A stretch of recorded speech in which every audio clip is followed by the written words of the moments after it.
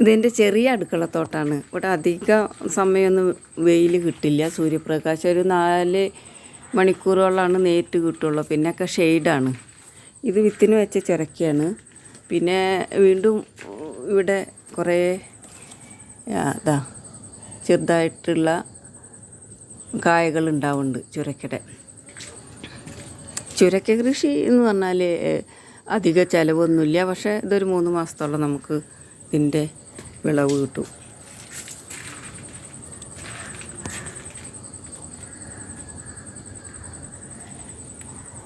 നല്ല രീതിയിൽ കമ്പോസ്റ്റും ചാണകപ്പൊടി ഇട്ട് കൊടുത്താൽ ചുരക്ക നന്നായിട്ടുണ്ടാവും.